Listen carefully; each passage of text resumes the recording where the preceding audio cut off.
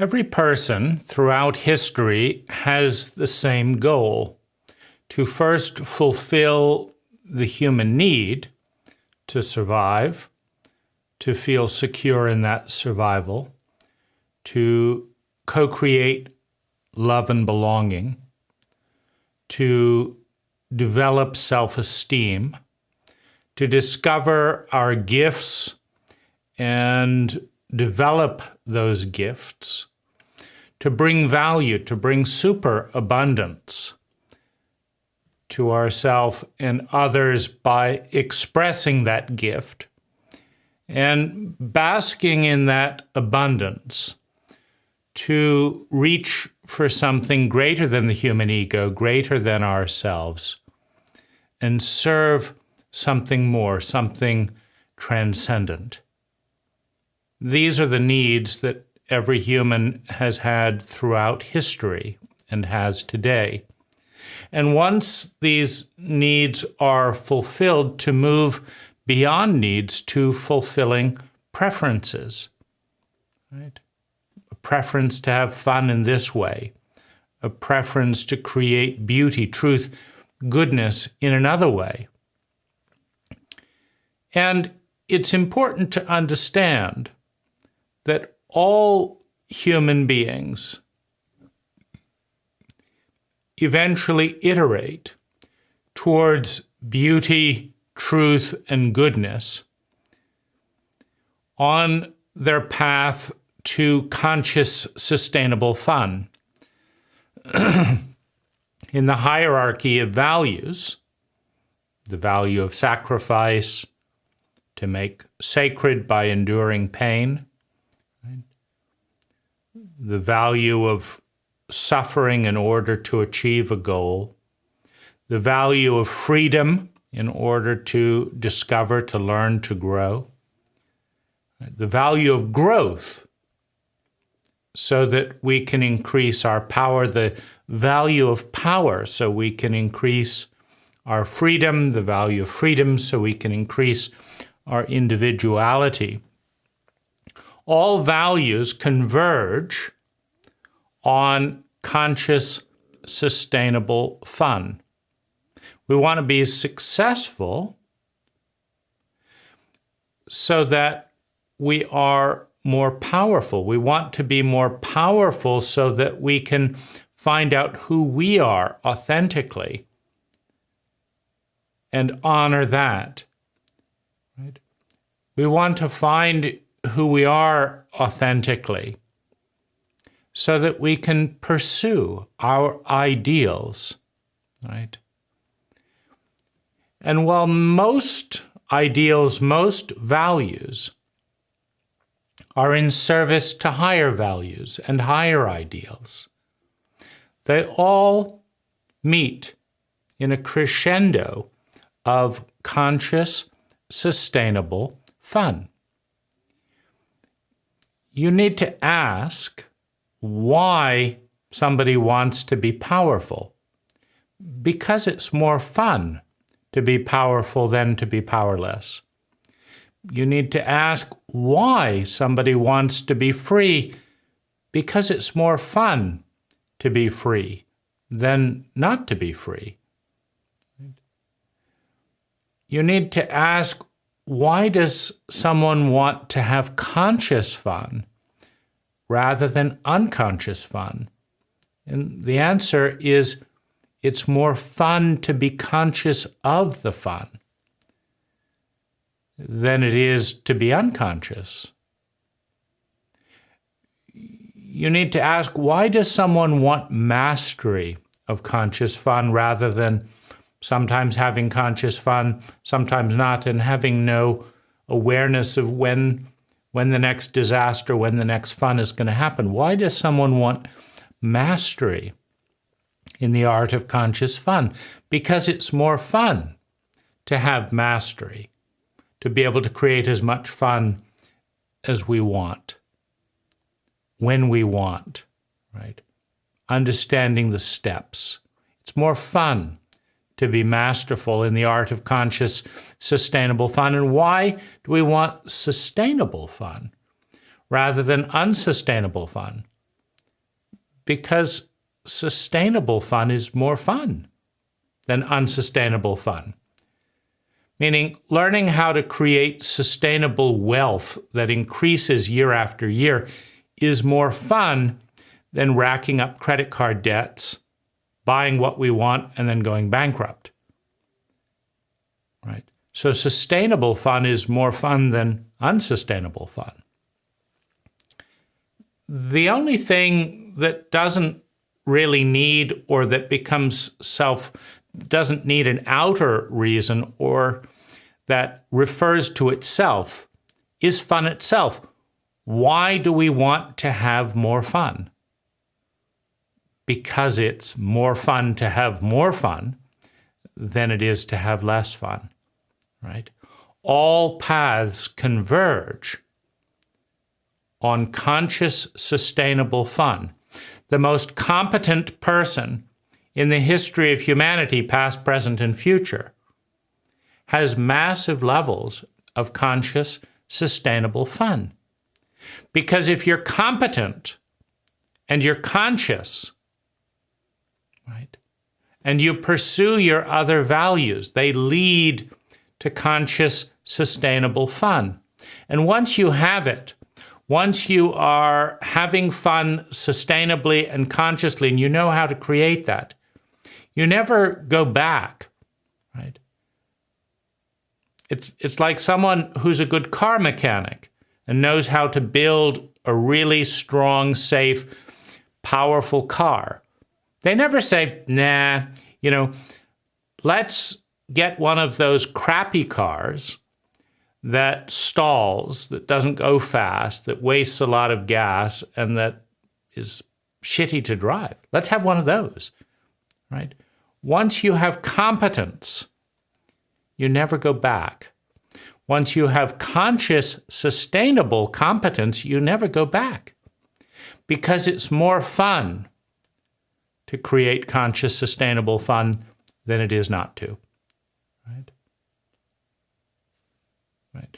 When the competence is low, or the competence is middling, right, there will be average territory where you know how to have conscious, sustainable fun in that territory. But then you're going to hit a bump in the road, an unknown, and the middling competency can't navigate in that territory, right? And so the fun collapses and the fear rises with pain, right? When you have low competency and you go into the unknown, you experience pain, you experience shock, you experience trauma, right? If you're competent and you go into the unknown, you don't. If you're competent, or if you're middling competent and you go into the known, you may experience success. But whenever you're middling competent and you go into the unknown, there is going to be a certain percentage of the time when pain happens, when trauma happens.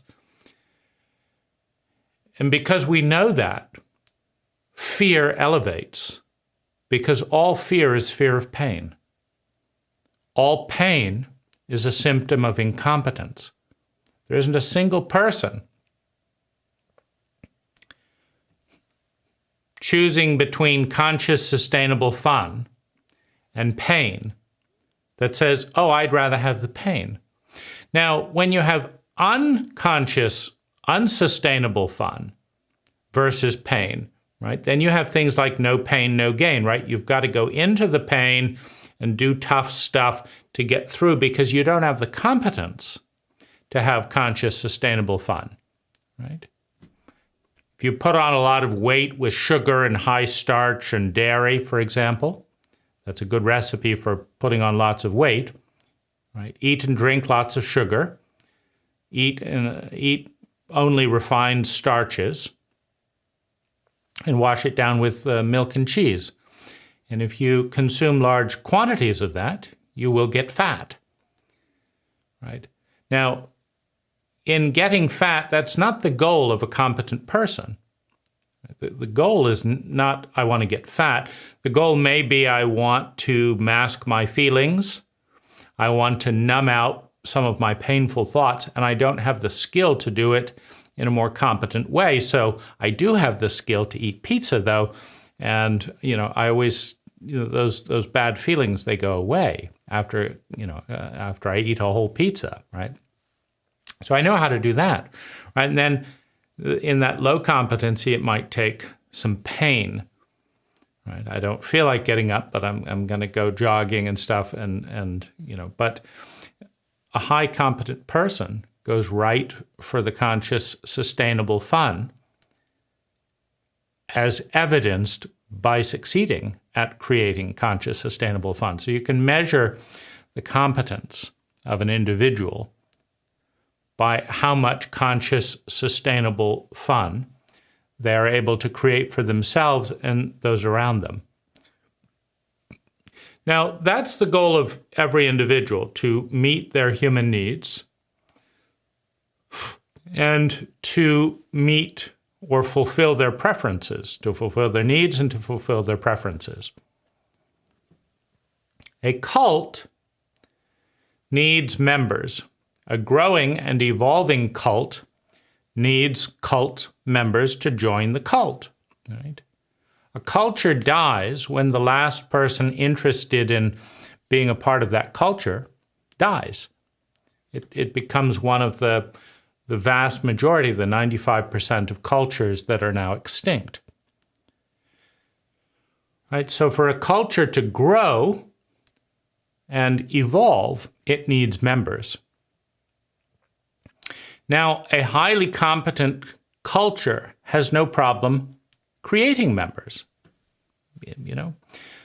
Everyone lines up to join the cult, the culture, that is most likely in their mind to bring about a feeling of sustainable well-being, right?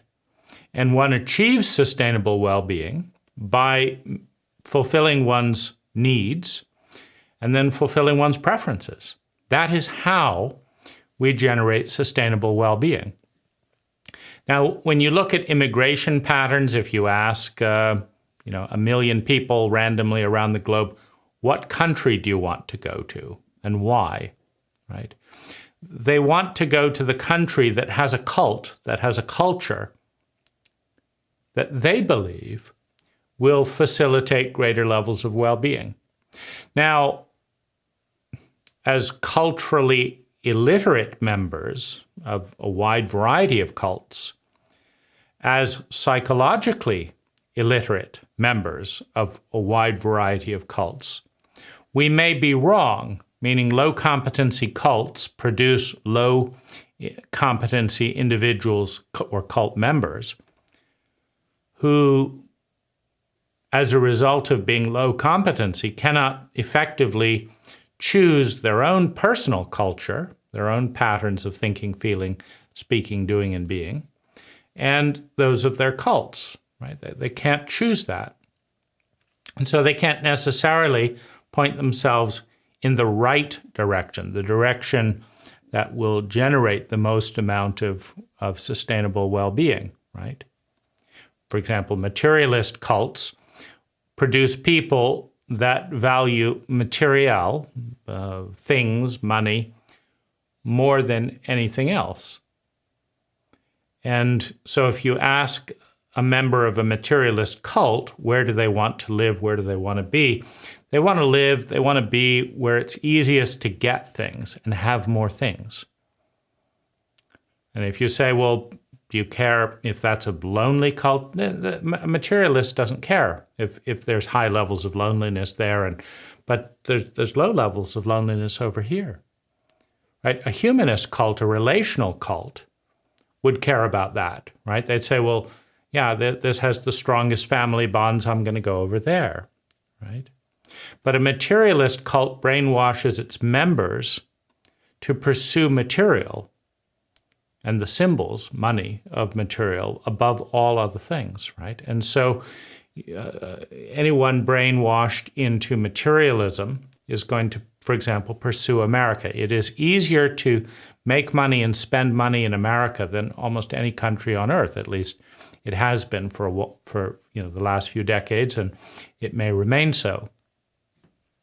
Right? So America is a popular destination. Right? But if you look at who smiles the most, or who has the most healthy attitude and, in relationship to others, you might go to a place like Thailand.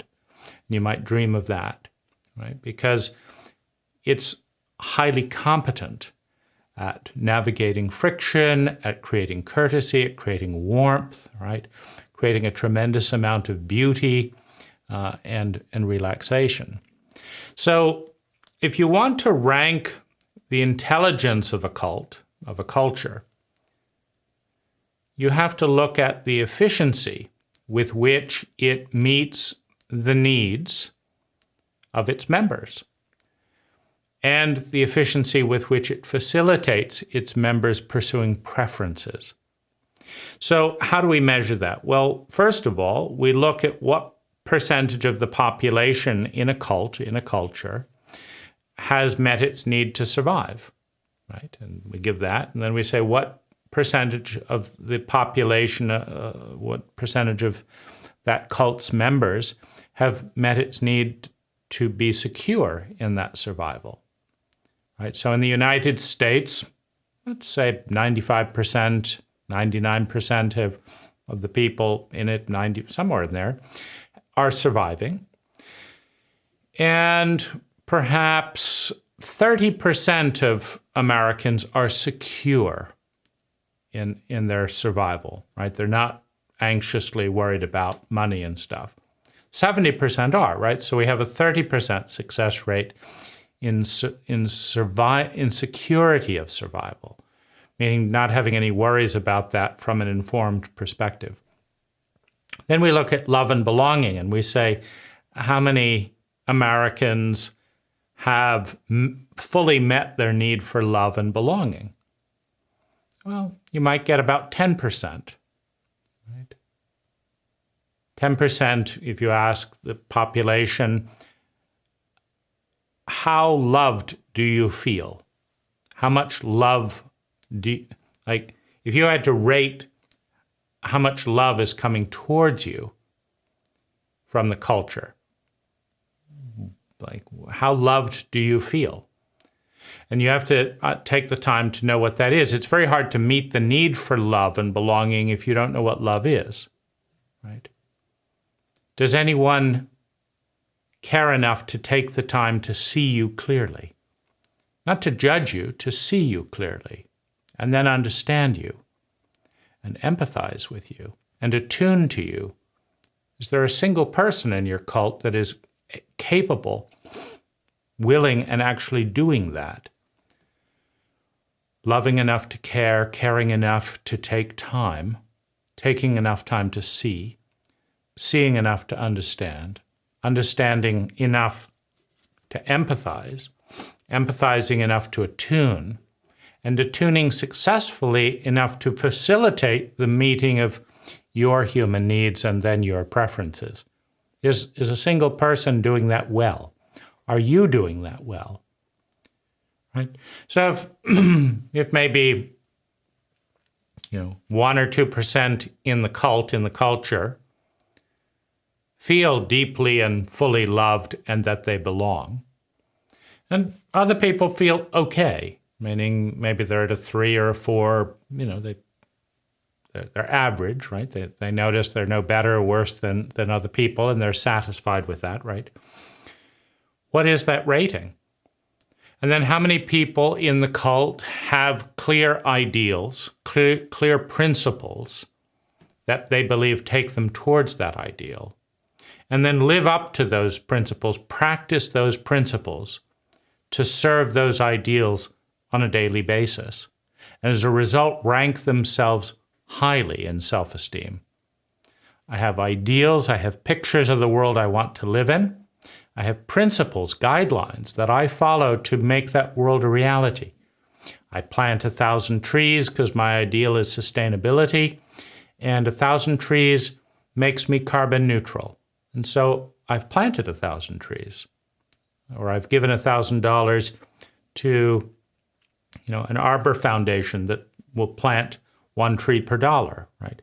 So I'm carbon neutral. I'm living up to my ideal of a sustainable planet, right? I want to be honest, and so I don't lie to my friends and this and that. So how am I doing on that, right?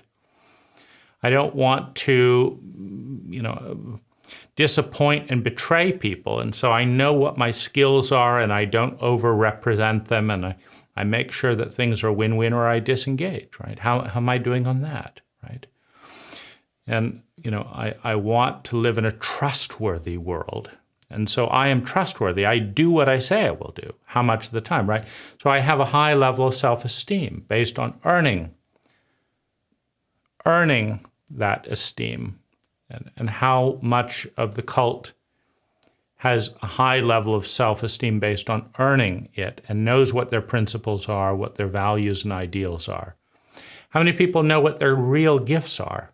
Not just, I know how to type short, F1 shift. I know how to move a keyboard, but how many people know what their talent is? What their natural gift is, and are developing that gift versus doing the most expedient thing to earn money. Right? How many people are bringing value and maximizing, creating superabundance with that gift, such that in the fulfillment of those egoic needs, of those needs of the body, that my mind naturally turns to how can I serve something more than myself? What percentage of the cult is asking itself, how can I be of service in a true sense, to be a part of something bigger?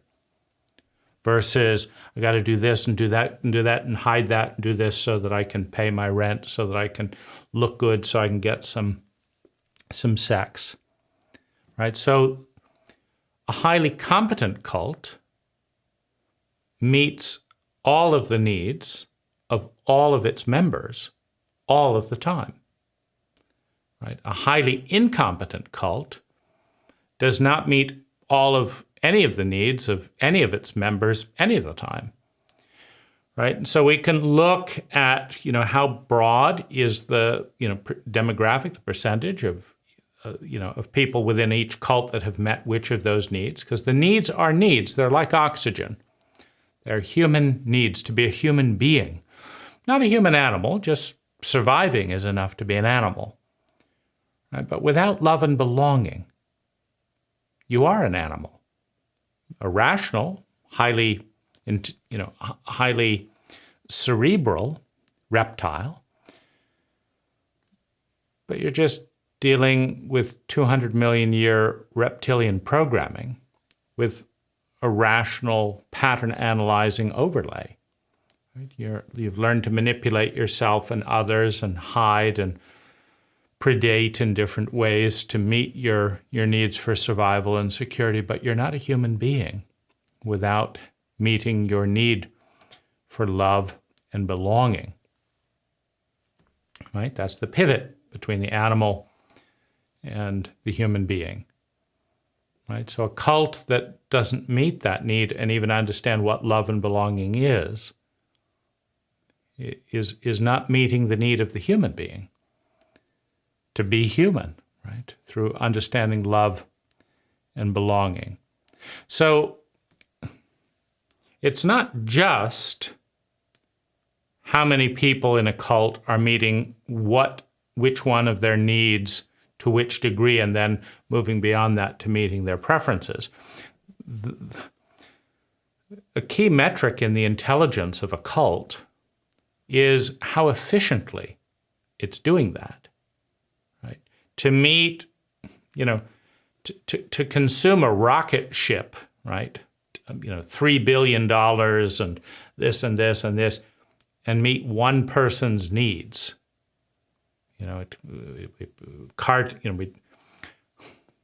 We spent 1 million gallons of fuel. We brought 10 tons of steel. We did this. We did that.